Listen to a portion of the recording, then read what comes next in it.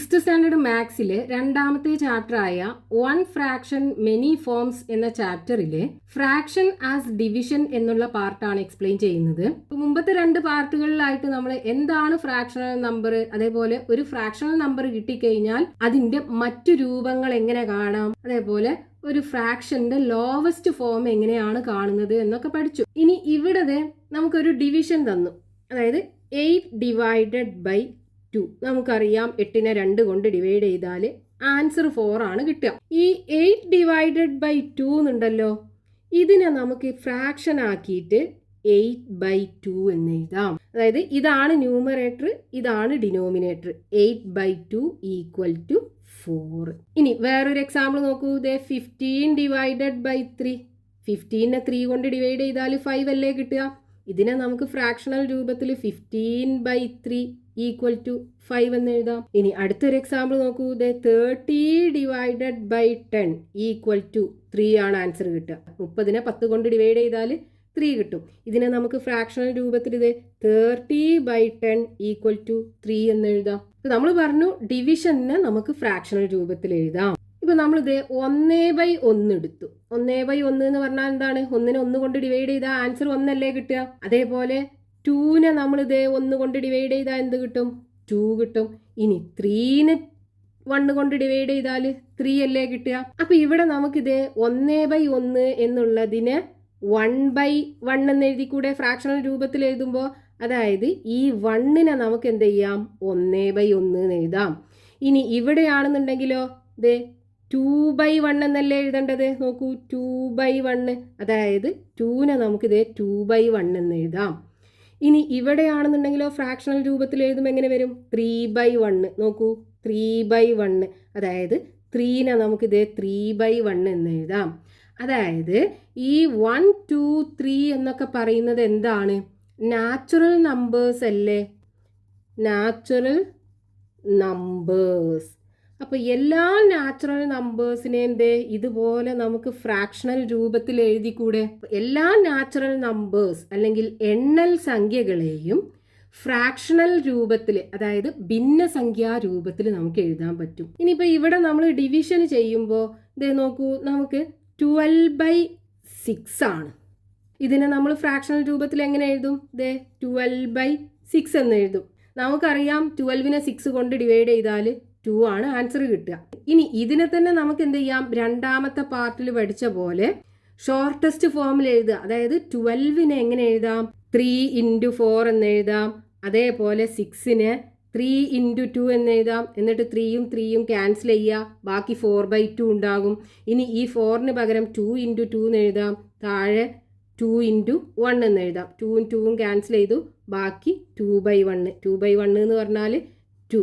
അതായത് നമുക്ക് ന്യൂമറേറ്ററിനും ഡിനോമിനേറ്ററിനും കോമൺ ആയിട്ടുള്ള ഫാക്ടേഴ്സിനൊക്കെ ക്യാൻസൽ ചെയ്ത് ലോവസ്റ്റ് ഫോമിലാക്കിയിട്ടും ഇതുപോലെ ഡിവിഷൻ ചെയ്യാൻ പറ്റും. ഇനി അടുത്തൊരു എക്സാമ്പിൾ നോക്കൂ. 3 ഡിവൈഡഡ് ബൈ 2. ഇതിനെ നമുക്ക് ഫ്രാക്ഷണൽ രൂപത്തിൽ 3/2 എന്ന് എഴുതാം. ഇതിനെ ഇനി നമുക്ക് ചെറുതാക്കാനൊന്നും പറ്റൂലല്ലോ. പക്ഷേ ഇതിനെ നമുക്ക് എന്ത് ചെയ്യാം? ഈ 3നെ 2 കൊണ്ട് ഡിവൈഡ് ചെയ്യാം. 3നെ 2 കൊണ്ട് ഡിവൈഡ് ചെയ്താൽ ഒരു പ്രാവശ്യം പോകും. 1 × 2 2 വരും. 3ന്ന് 2 പോയാൽ ബാക്കി 1. അതായത് നമുക്കിവിടെ ആൻസർ കിട്ടിയത് എത്രയാണ്? 1 അല്ലേ. ഇനി റിമൈൻഡർ 1 അല്ലേ. ആ 1നെ 2 കൊണ്ട് വീണ്ടും ഡിവൈഡ് ചെയ്യാം. ഈ ഒരു രൂപത്തിൽ നമുക്ക് ഈ 3/2നെ എഴുതാൻ പറ്റും. ഇതിനെ നമ്മളിത് മിക്സ്ഡ് ഫ്രാക്ഷൻ എന്നാ പറയാം. അതായത് മിശ്രഭിന്നം. ഇനി അടുത്തൊരു എക്സാമ്പിൾ നോക്കൂ. 33 litres of milk is divided equally between 12 persons. How much would each get? 33 litre പാല് 12 ആളുകൾക്ക് ഈക്വലി ആയിട്ട് ഡിവൈഡ് ചെയ്ത് കൊടുക്കണം. ഓരോരുത്തർക്കും എത്ര ലിറ്റർ മിൽക്ക് കിട്ടും? ഇതാണ് കാണേണ്ടത്. അപ്പൊ നമ്മൾ ഈക്വലി ആയിട്ട് ഡിവൈഡ് ചെയ്യണം എന്നുണ്ടെങ്കിൽ നമ്മൾ എന്ത് ചെയ്യണം? ആകെയുള്ളത് 33 ലിറ്റർ പാലല്ലേ. ഈ 33നെ എത്ര ആളുകളുണ്ട്? 12 അല്ലേ ഉള്ളത്.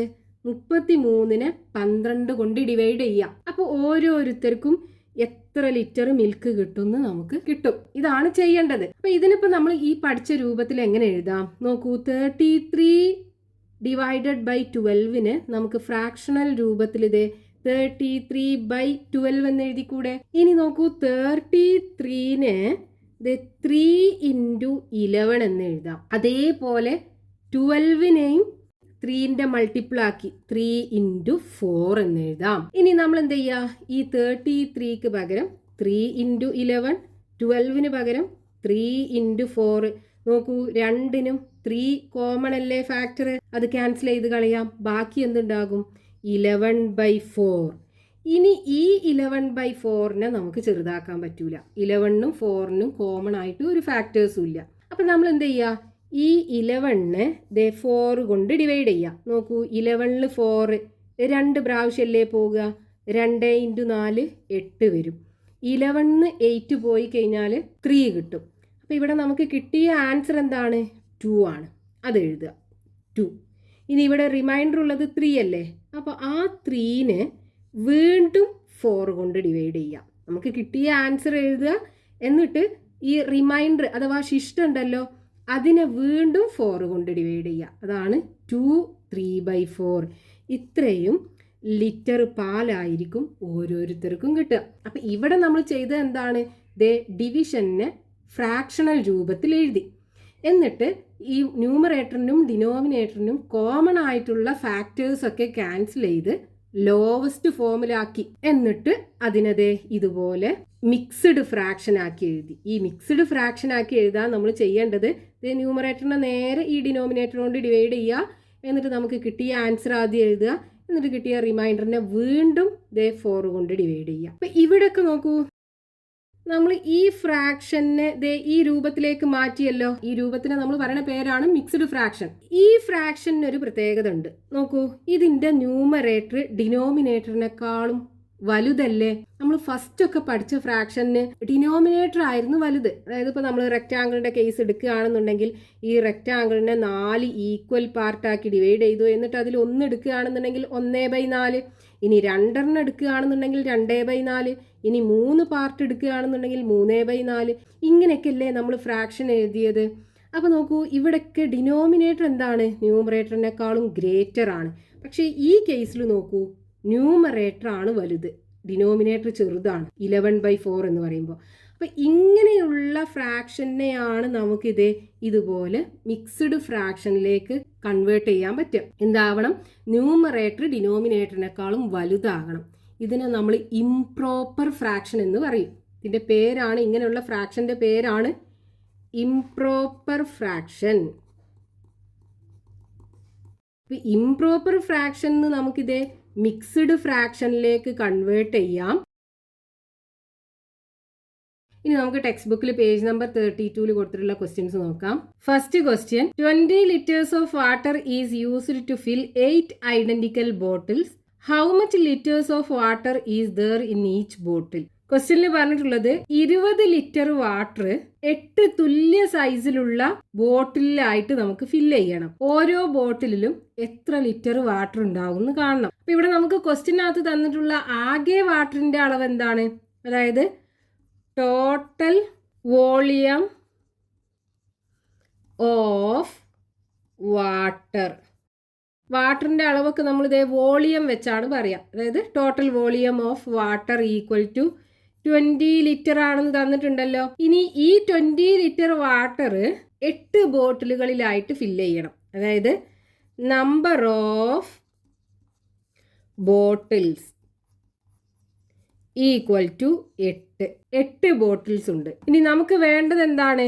ഓരോ ബോട്ടിലും എത്ര ലിറ്റർ വാട്ടർ ഉണ്ടാവുന്നത്. അതായത് ഇവിടെ 20 ലിറ്റർ വാട്ടർ ഉണ്ട്. ഈ വാട്ടർ 8 തുല്യ അളവുള്ള ബോട്ടിലുകളിലായിട്ട് ഫില്ല് ചെയ്യണം. 2 3 4 5 6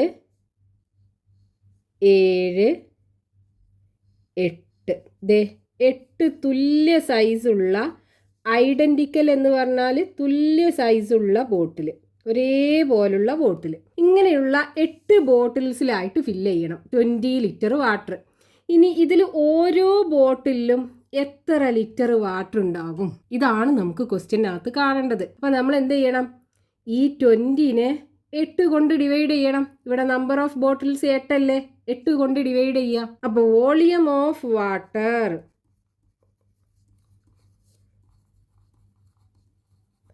in each bottle equal to 20നെ 8 കൊണ്ട് ഡിവൈഡ് ചെയ്യാം. ഡിവിഷന് നമുക്ക് എങ്ങനെ എഴുതാം? ഫ്രാക്ഷൻ ആക്കി എഴുതാലോ. 20/8 എന്ന് എഴുതാം. ഇനി നമ്മൾ എന്ത് ചെയ്യണം? ഇതിനെ ചെറുതാക്കണം. ചെറുതാക്കാൻ നമ്മൾ എന്ത് ചെയ്യാം? നോക്കൂ, ഈ 20 എന്ന് പറയുന്നത് 4ന്റെ മൾട്ടിപ്പിൾ ആണ്. അതായത് 4 × 5 ആണ് 20. അതേപോലെ 8ഉം 4ന്റെ മൾട്ടിപ്പിൾ അല്ലേ, 4 × 2 അല്ലേ 8. ഇനി നോക്കൂ, ന്യൂമറേറ്ററിലും ഡിനോമിനേറ്ററിലും 4 ഉണ്ട്. നമുക്ക് ക്യാൻസൽ ചെയ്ത് കളയാം. ബാക്കി 5/2. ഇനി 5നെ 2 കൊണ്ട് ഡിവൈഡ് ചെയ്യാം. 5നെ 2 കൊണ്ട് ഡിവൈഡ് ചെയ്യാം. 5ൽ 2 ടൈംസ് 2 × 2 4 വരും. 5ന്ന് 4 പോയാൽ 1. അപ്പോൾ റിമൈൻഡർ അല്ലെങ്കിൽ സിസ്റ്റം 1 കിട്ടും. അപ്പോൾ നമുക്കിവിടെ ആൻസർ നമുക്കിവിടെ കിട്ടിയത് 2 അല്ലേ, ആ 2 എഴുതുക. ഇനി ഇവിടുത്തെ റിമൈൻഡർ 1 ബൈ ഇവിടുത്തെ ഡിനോമിനേറ്റർ 2 അല്ലേ, അത് എഴുതി കൊടുക്കുക. അതായത് ഇവിടെ കിട്ടിയ ആൻസർ ആദ്യം എഴുതുക, പിന്നെ ഇവിടെ കിട്ടിയ ഈ റിമൈൻഡറിനെ വീണ്ടും 2 കൊണ്ട് ഡിവൈഡ് ചെയ്യുക. അതായത് 1/2. ഇത്രയും ലിറ്റർ ആയിരിക്കും ഓരോ ബോട്ടിലും ഉണ്ടാകുന്ന വാട്ടറിൻ്റെ അളവ്. ഇതാണ് നമുക്ക് കാണാൻ പറഞ്ഞത്. Next question, page number 32, question number 2. A rope of length 140 centimeters is cut into 16 equal pieces. What is the length of each piece? ക്വസ്റ്റ്യനിൽ പറഞ്ഞത് 140 സെന്റിമീറ്റർ നീളമുള്ള ഒരു റോപ്പ്, അതായത് കയറ് 16 തുല്യ കഷ്ണങ്ങളാക്കി മാറ്റണം. ഓരോ കഷ്ണത്തിന്റെയും നീളം എത്രയാണെന്ന് നമുക്ക് കാണണം. അപ്പൊ ഇവിടെ ക്വസ്റ്റ്യനകത്ത് തന്നിട്ടുള്ളത് ഒരു റോപ്പ് അല്ലെങ്കിൽ കയറ്, ഇതിന്റെ നീളം 140 സെന്റിമീറ്റർ ആണ്. ഇതിന് 16 തുല്യ കഷ്ണങ്ങളാക്കി മാറ്റണം. ഇങ്ങനെ 16 കഷ്ണങ്ങളാക്കി മാറ്റണം. ഇതിലുള്ള ഓരോ കഷ്ണം ഉണ്ടല്ലോ, ഇതിന്റെ ലെങ്ത് എത്രയാണെന്ന് നമുക്ക് കാണണം. ഇതാണ് ക്വസ്റ്റ്യനകത്ത് പറഞ്ഞിട്ടുള്ളത്. അപ്പൊ ഇവിടെ കയറിന്റെ മൊത്തം ലെങ്ത് എത്രയാണ്? അതായത് total length of the rope equal to 140 centimetre. ഇനി നമ്പർ ഓഫ് പീസ് 16 അല്ലേ, അപ്പൊ number of pieces equal to 16. ഇനി നമുക്ക് ഓരോ പീസിന്റെയും ലെങ്ത് ആണ് കാണേണ്ടത്. അപ്പൊ length of each piece equal to 140നെ 16 കൊണ്ട് ഡിവൈഡ് ചെയ്യാം. അപ്പോൾ ഡിവിഷൻ നമുക്ക് ഫ്രാക്ഷണൽ രൂപത്തിൽ എഴുതാം. 140/16. ഇനി നമുക്കിതിനെ ചെറുതാക്കണം. ഇവിടെ നോക്കൂ, ഈ 140 എന്ന് പറയുന്നതും 16 എന്ന് പറയുന്നതും ഈവൻ നമ്പേഴ്സ് ആണ്, ഇരട്ട സംഖ്യകളാണ്. അപ്പോൾ നമുക്ക് 2ന്റെ മൾട്ടിപ്പിൾ ആക്കി എഴുതാം. നോക്കൂ, 140നെ 2 × 17 എഴുതി കൂടെ. 2 × 7 14 വരും. 0 ഇട്ട് കൊടുക്കുമ്പോൾ 140 കിട്ടും. അതേപോലെ 16നെ 2 × 8 എന്ന് എഴുതാലോ. ഇനി ഈ മുകളിലുള്ള 2ഉം താഴെയുള്ള 2ഉം തമ്മിൽ ക്യാൻസൽ ചെയ്യാം. ഇനി നോക്കൂ, 70/8 ആണുള്ളത്. ഇതിനെ വീണ്ടും നമുക്ക് പകുതിയാക്കി മാറ്റാം. 70യും ഈവൻ നമ്പർ ആണ്, 8ഉം ഈവൻ നമ്പർ ആണ്. 70നെ 2 × 35 എന്ന് എഴുതാം. നോക്കൂ, 35 × 2 70 ആണ് കിട്ടുക. അതേപോലെ 8നെ 2 × 4 എന്ന് എഴുതാം. ഇനി മുകളിലും താഴെയും 2 ഉണ്ടല്ലോ, വെട്ടിക്കളയാം. ബാക്കി എന്തുണ്ടാകും? 35/4. ഇനി ഈ 35നെ 4 കൊണ്ട് ഡിവൈഡ് ചെയ്യാം. 3ൽ 4 പോകൂല, അപ്പോൾ 35 എടുക്കുക. 35ൽ 4 8 പ്രാവശ്യം പോകും. 4 × 8 32 വരും. 35ന്ന് 32 പോയാൽ 3. അപ്പോൾ നോക്കൂ, ഇവിടെ നമുക്ക് ആൻസർ കിട്ടിയത് 8 അല്ലേ, അത് ആദ്യം എഴുതുക. പിന്നെ നമുക്ക് കിട്ടിയ റിമൈൻഡറിനെ 4 കൊണ്ട് ഡിവൈഡ് ചെയ്യുക. അപ്പോൾ 3/4. 8 3/4 സെന്റിമീറ്റർ. ഇതായിരിക്കും ഓരോ പീസിന്റെയും ലെങ്ത് ഉണ്ടാകുക, ഇതിലുള്ള ഓരോ കഷ്ണത്തിന്റെയും നീളം. Next question, page number 32, question number 3. If 215 kilograms of rice is divided equally among 15 people, how much kilogram of rice would each get? 215 kilogram അരി 15 ആളുകൾക്ക് ഈക്വലായി ഡിവൈഡ് ചെയ്ത് കൊടുക്കുകയാണ്. ഓരോരുത്തർക്കും എത്ര കിലോഗ്രാം അരി കിട്ടും? ഇതാണ് നമുക്ക് കാണേണ്ടത്. അതായത് ക്വസ്റ്റ്യനകത്ത് പറഞ്ഞത് 215 കിലോഗ്രാം അരി, ഇത്രയും അരി 15 ആളുകൾക്കാണ് വീതിച്ചു കൊടുക്കുന്നത്. 1, രണ്ടാമത്തെ ആള്, മൂന്നാമത്തെ ആള്, അങ്ങനെ പോയി 15 ആളുകളുണ്ട്. ഇതിൽ ഓരോരുത്തർക്കും എത്ര കിലോഗ്രാം അരി കിട്ടും? ഇതാണ് നമുക്ക് ക്വസ്റ്റ്യനകത്ത് കാണേണ്ടത്. അപ്പം അത് കാണാൻ എന്ത് ചെയ്താൽ മതി? ഈ 215 15 കൊണ്ട് ഡിവൈഡ് ചെയ്താൽ മതി. നമുക്ക് എങ്ങനെ എഴുതാം? Total weight of the rice, total weight of the rice equal to 215 kilogram. ഇനി number of people equal to 15. ഇനി വെയിറ്റ് ഓഫ് റൈസ്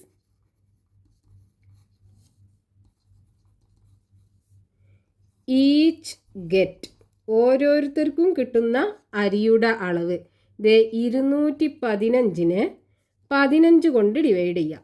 നമുക്കിതിനെ ഫ്രാക്ഷണൽ രൂപത്തിൽ 215 ഡിവൈഡഡ് ബൈ 15 എന്ന് എഴുതാം. ഇനി നമുക്ക് ഇതിനെ ചെറുതാക്കണം, എന്നിട്ടാണ് ഡിവൈഡ് ചെയ്യേണ്ടത്. അപ്പോൾ ഇവിടെ നോക്കൂ, മുകളിൽ ലാസ്റ്റ് 5 ആണ്, താഴെയും ലാസ്റ്റ് 5 ആണ്. രണ്ടിനെ നമുക്ക് 5ന്റെ മൾട്ടിപ്പിൾ ആക്കി എഴുതാൻ പറ്റും. അപ്പോൾ ഇതിനെങ്ങനെ 5ന്റെ മൾട്ടിപ്പിൾ ആക്കി എഴുതാം? 5നെ ഏത് നമ്പർ കൊണ്ട് മൾട്ടിപ്ലൈ ചെയ്താലാണ് 215 കിട്ടുക? അത് കാണാൻ നമ്മൾ എന്ത് ചെയ്താൽ മതി? ഈ 215 5 കൊണ്ട് ഡിവൈഡ് ചെയ്ത് നോക്കിയാൽ മതി. നോക്കൂ, 21ൽ 5 4 പ്രാവശ്യം പോകും, 4 5 20. 21ന്ന് 20 പോയാൽ ബാക്കി 1, 5 ഇറക്കി എഴുതുക. 15ൽ 5 3 പ്രാവശ്യം, 3 × 5 15. 15ന്ന് 15 പോയാൽ 0. അപ്പോൾ നോക്കൂ, 43 ആണ് കിട്ടുക. അതായത് 215 5 കൊണ്ട് ഡിവൈഡ് ചെയ്താൽ 43 കിട്ടും. അപ്പോൾ 5 കൊണ്ട് 43നെ മൾട്ടിപ്ലൈ ചെയ്താൽ 215 കിട്ടണ്ടേ? അപ്പോൾ നമുക്ക് ഈ 215 പകരം 5 × 43 എന്ന് എഴുതാം. അതേപോലെ 15 പകരം 5 × 3 എന്ന് എഴുതാം. ഇനി നോക്കൂ, മുകളിലും താഴെയും 5 ഉണ്ട്, നമുക്ക് വെട്ടിക്കളയാം. ബാക്കി 43/3. ഇനി നമ്മൾ എന്ത് ചെയ്യുക? ഈ 43നെ 3 കൊണ്ട് ഡിവൈഡ് ചെയ്യുക. 4ൽ 3 ഒരു പ്രാവശ്യം, 1 × 3 3. 4ന്ന് 3 പോയാൽ ബാക്കി 1, 3 ഇറക്കി എഴുതുക. 13ൽ 3 4 പ്രാവശ്യം പോകും, 3 4 12 ആണ് വരിക. 13ന്ന് 12 പോയാൽ ബാക്കി 1. അപ്പോൾ ഇവിടെ നമുക്ക് ആൻസർ കിട്ടിയത് 14 അല്ലേ? അതാദ്യം എഴുതുക. റിമൈൻഡർ 1 ആണ്. ആ 1നെ 3 കൊണ്ട് ഡിവൈഡ് ചെയ്യുക. അപ്പോൾ 1/3. 14 1/3 കിലോഗ്രാം. ഇത്രയും അരി ഓരോരുത്തർക്കും കിട്ടും. അതാണ് നമുക്ക് ക്വസ്റ്റ്യനകത്ത് കാണാൻ പറഞ്ഞത്. ഇതോടുകൂടെ ഈ ചാപ്റ്റർ തീർന്നിട്ടുണ്ട്.